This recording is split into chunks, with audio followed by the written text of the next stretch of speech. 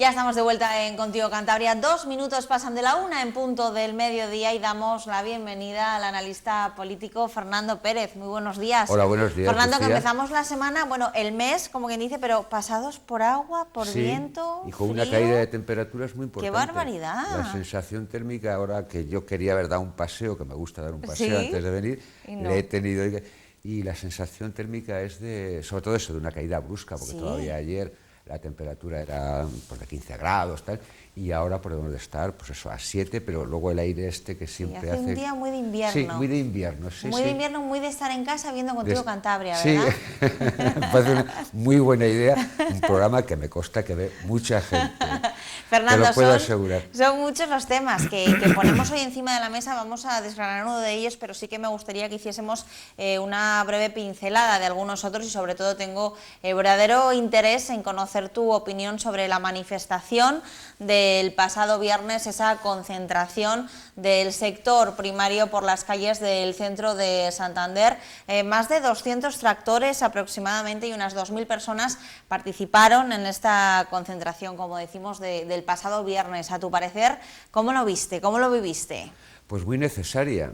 Sin duda. Y no está ocurriendo nada que no haya ocurrido en prácticamente todas las comunidades autónomas por distintas razones. Ya sabemos que en Cantabria, en la relación agricultura-ganadería, el peso más importante es la ganadería, pero sin embargo en el sur, en Extremadura, en Andalucía, etcétera, en Valencia, digamos el peso más importante es de la agricultura en sus distintas variables, ¿no? Pero en Cantabria tradicionalmente el peso de la agricultura es relativamente escaso, pero tenemos una ganadería todavía ahora muy potente. Leía un dato el otro día que me llamó la atención, porque a veces los datos te sitúan en la realidad, y es que producimos, los ganaderos de nuestra comunidad autónoma producen 72 millones de litros al año. Son muchos millones de litros al año, teniendo en cuenta que solo entre comillas, hay 1.200 ganaderos organizados en la cooperativa Agrocantabria, que es, digamos, donde están inmensísimamente, probablemente hay algunos más de los 1.200, sobre todo las grandes ganaderías, que no necesitan asociarse porque por sí mismos tienen capacidad de negociar precios del pienso, tienen capacidad de negociar el precio de la leche, pero las magnitudes son estas: 1.200 ganaderos o ganaderías y 72 millones de litros de producción al año. Entonces, el peso de la ganadería en Cantabria tradicionalmente ha sido muy importante, a diferencia del peso de la agricultura, que bueno, pues que es verdad que tenemos algunos productores, de algunos muy buenos productos, en fin, los pimientos rojos de Isla, cebolla roja de Bedoya, a ver, la feria de la alubia de Casar de Perier, donde se pone de manifiesto que hay muchos productos, pero que es verdad que desde el punto de vista del impacto económico es menor. Por tanto, la manifestación del otro día, grosso modo, eran esos 2.000, 3.000 personas ganaderos, 200, 230 tractores, lo cual también da una nota de lo que es la ganadería esta que tenemos, que ha evolucionado y ha evolucionado mucho desde el punto de vista de la mecanización y desde el punto de vista de la calidad de los productos, es decir, nada que ver con aquellas 23.000 ganaderías que tenía Cantabria antes de entrar en la Unión Europea, porque eran pequeñas ganaderías de 2-3, vacas en casa, con una higiene del producto. Sí, nada tiene que ver. Y por delante pues ha pasado esto, ¿no? Muy necesaria, porque es verdad que lo que ponen de manifiesto tanto los ganaderos como los agricultores tienen toda la razón del mundo. Sí, estoy de acuerdo. O sea, lo que no puede ser es que el precio de la leche le estén pagando a 32 céntimos cuando tú, consumidor, vas a comprar un litro de leche a cualquier supermercado y la leche más barata está en torno a 80 céntimos. Eso es. Y si te vas a una leche de calidad, que es la cántabra, no estaría por debajo del euro. La distancia es lo que ganan de manera exagerada. No digo que no tengan que tener, digamos, ganancia, lo que se llama la cadena de, digamos, de producción, ¿no? La cadena de consumo. Desde el productor hasta el consumidor hay muchas intermediaciones, que es la logística, que es el supermercado, y que es verdad que todos tienen que ganar. Pero tiene que haber una recomposición de las ganancias. Lo que no puede ser, que es lo que están reclamando los ganaderos y los agricultores en otros lugares de España, es que estén vendiendo incluso por debajo del valor de la producción. Eso es. Esto es insoportable. Es verdad que viene mitigado porque España, que está en la Unión Europea, recibe fondos de lo que llamamos la PAC, política agraria común, y que eso ayuda, digamos, a que esos márgenes que serían deficitarios no lo sean como consecuencia de estas ayudas, pero no desde el punto de vista, digamos, del valor económico, ¿no? Entonces, a mí me parece, yo los apoyo totalmente, y espero que el gobierno, que está empezando a reaccionar, tome dos grandes decisiones. Una es modificar la ley de la cadena de valor de los precios, de tal manera que se garantice que el productor no va a vender nunca por debajo del valor, y que toda la cadena de valor va incrementando de manera razonable su beneficio, de tal manera que el precio final sea inferior al actual y donde todos ganen. Yo ya sé que esto es una quimera, pero desde luego no conozco otro método que denunciar estas prácticas abusivas digamos, del mercado, apoyarles, decirles que hacen bien, que se asocien. Yo siempre he defendido, y en Cantabria nos ha costado porque no hay cultura, digamos, de cooperativismo, esto vale para ganadería y vale para otros sectores, que es el instrumento que necesitan, que se agrupen en las cooperativas, en los sindicatos, que reivindiquen, que encuentren un gobierno que sea sensible, porque, y segundo, relacionado con el gobierno de España, es muy importante que lo que se llama las perspectivas financieras de 2001 a 2027, que se están discutiendo ahora y que entrarán en vigor el 1 de enero del 2021, no haga un recorte, como está previsto ahora en los borradores, de un 14% del PAC, de lo que se llama la política del PAC, y que los ganaderos esto saben perfectamente de qué estoy hablando, ¿no? Esto es muy importante, y espero y deseo, y estas movilizaciones me parecen muy oportunas en esta idea, y con ello concluyo, de que tenemos que dar más valor al precio que estamos pagando por estos productos.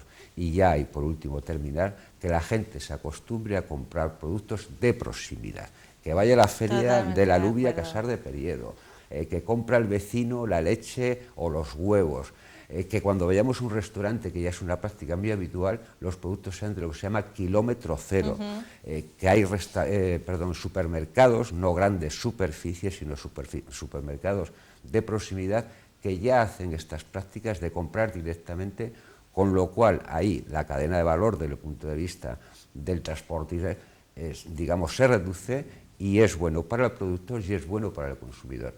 Y esto es lo que te diría con respecto de la movilización del pasado viernes. Es un tema del que seguro que también hablaremos. Como lo haremos, también tenemos una próxima cita en el calendario, que no dudo que si tuviésemos tertulia el próximo lunes con Fernando la abordaríamos en detalle, porque el domingo, día 8 de marzo, ya saben lo que pasa, ¿no? Día Internacional de la Mujer, Fernando.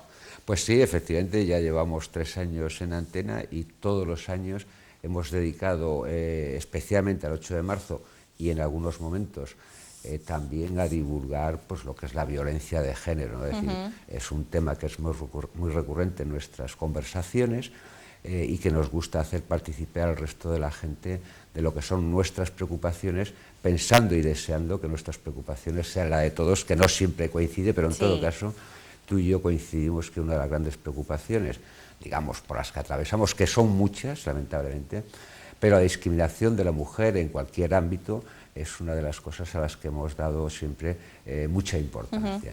El 8 de marzo es un momento de pararse, reflexionar, y aquellos que quieran también movilizarse o manifestarse. Pero pararse a reflexionar me parece que es muy importante, ¿no?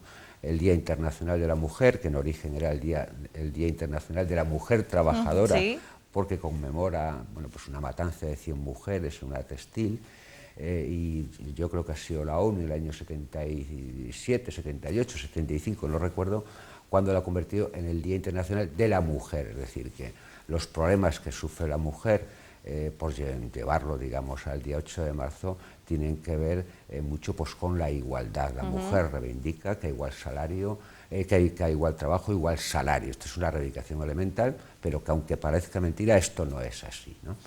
Y desde luego siempre está atravesado por una, digamos, preocupación muy especial de lo que es la violencia de género. Lamentablemente, en el año 2020, 11 mujeres han sido asesinadas. Desde que computamos lo que son los asesinatos de género, son 1014 o 1020 y tantas, es decir, demasiadas mujeres asesinadas. Pero no solamente es un problema de que sean asesinadas, sino que estamos, como hemos comentado en otros programas, demasiado acostumbrados ya a ver incluso violaciones por manadas, etcétera. Es decir, las mujeres tienen mucho por qué manifestarse, porque tienen muchas razones por las que quejarse. y desde luego yo animo a que ese 8 de marzo la gente que quiera que se manifieste, pero sobre todo que reflexione, que se pare ese día y piense que efectivamente es insoportable que las mujeres, la brecha entre las mujeres y los hombres esté como está en muchas facetas de la vida. Hablaremos también de ese Día Internacional de la Mujer, y esta última parte de esta charla que mantenemos con Fernando Pérez la vamos a dedicar al puerto de Santander, uno de los referentes, uno de los puntos fuertes de la región, Fernando. Sí, para mí es una de las joyas de la corona, ¿no? Si tuviera que destacar algunos, a ver, yo creo que tenemos algunas marcas y algunos sectores que somos muy potentes, ¿no? Desde luego el puerto de Santander para mí es una de las joyas de la corona. Valdecilla es otra de las joyas, sí. La universidad, el Instituto de Hidráulica Ambiental. Tenemos algunas cosas en las que somos muy potentes, que somos referencia no solamente nacional e internacional en este caso, ¿no? Hemos empezado el año, yo creo que hemos hecho bien dedicar algunos programas a la crisis industrial que padece Cantabria.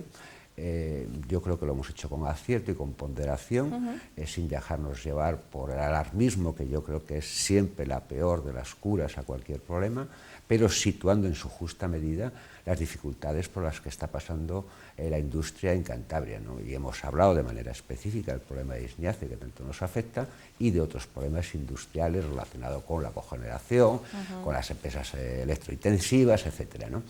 La crisis del automóvil, y en este caso el puerto de Santander, que forma parte del sector industrial, que es una parte muy importante de ello.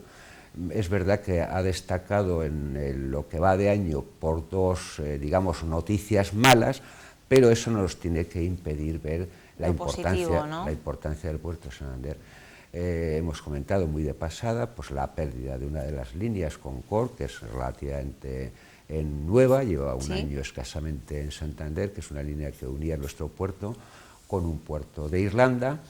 Lo lamentamos, aunque ya en su momento dijimos que tampoco era, digamos, una pérdida en magnitudes de lo que es el puerto, digamos, sumamente importante, pero bueno, son de esas noticias que como que siempre te hacen daño, sobre todo y porque además fue captada por el puerto de Bilbao, que siempre a los cántabros esto es la disputa permanente y que me parece bien con Euskadi. Y luego es verdad que se ha dedicado mucho tiempo, porque yo creo que es un tema que es importante, el problema de los polizones, ¿no?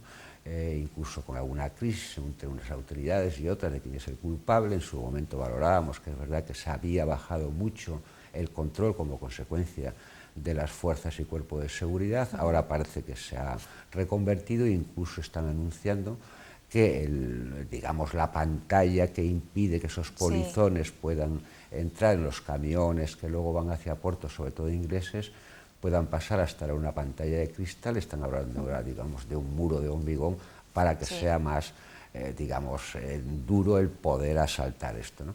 Esto es importante, más allá del drama de las personas que quieren hacer estas cosas, que en el caso de Santander a veces nos dejamos llevar, y yo soy muy sensible a todos los temas de inmigración, de refugiados y demás, pero en este caso es verdad que parece muy especialistas de algunos países y son personas, en fin, en todo caso que deterioran la imagen, la ha deteriorado.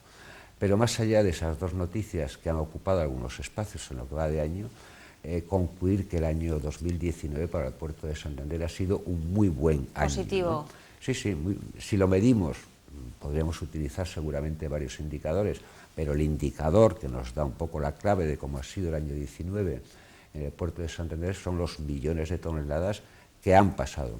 Entonces, decir que es el segundo registro mejor en la historia del puerto de Santander, solo superado creo que fue en el 2005-2006, y que este año pasado han pasado por el puerto de Santander 6,5 millones de toneladas de todo tipo, ¿no? Y el registro del 2005 fue de 6,6 millones.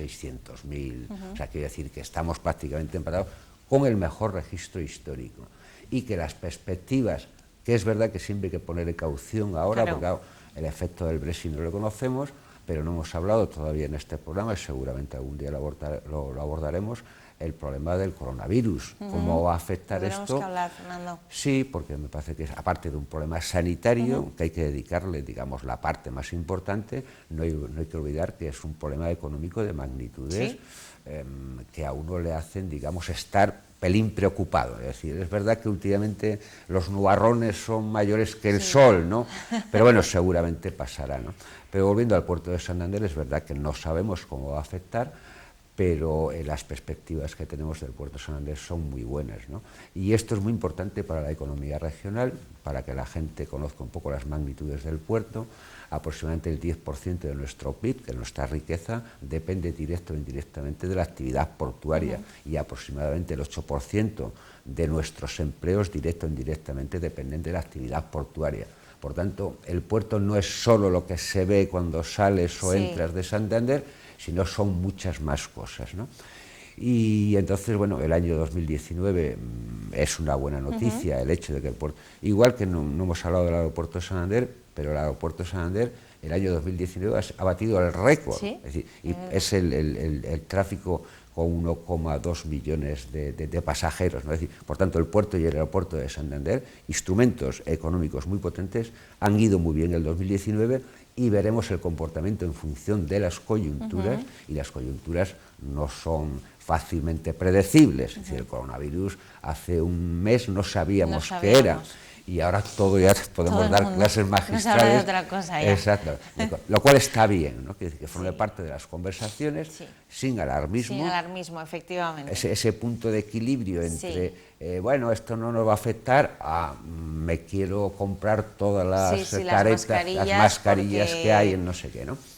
Entonces, bueno, las previsiones que sean buenas.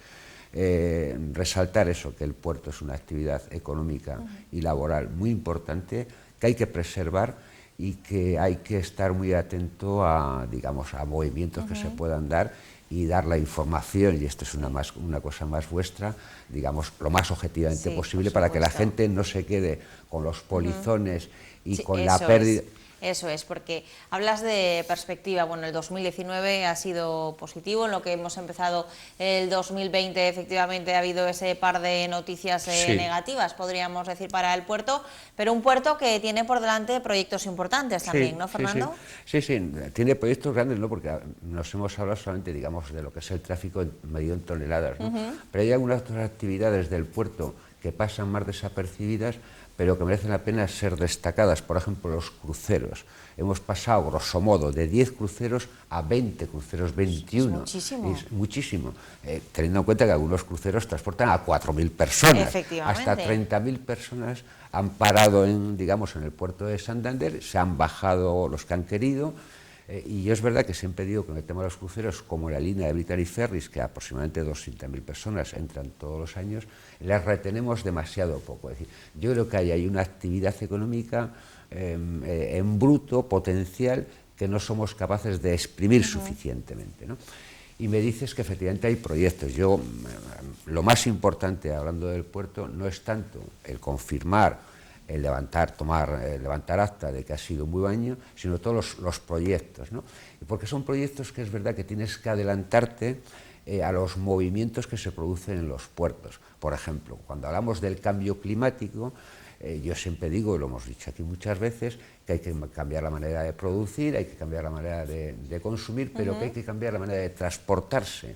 Entonces, en el transporte, evidentemente se va a producir una revolución. Entonces, está prevista una instalación en el puerto de Santander con una inversión de 30 millones para convertir en gas licuado para la combustión de los buques para el 2023, o sea, que son proyectos que se están adelantando, ¿no? Es verdad que el muelle número 9 de Raos, que ya en el 2003 empezamos a hablar, parece que ahora se va a dar un estirón también con una inversión de 17 millones de euros.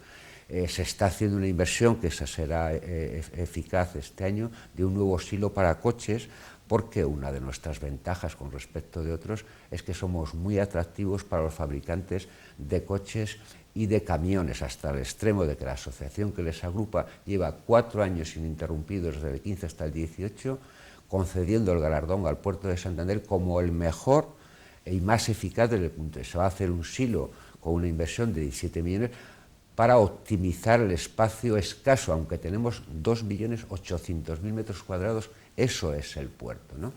Y entonces se va a hacer un silo para agrupar, mientras están en el puerto los coches, en superficie, no solamente en extensión, sino para optimizarlo.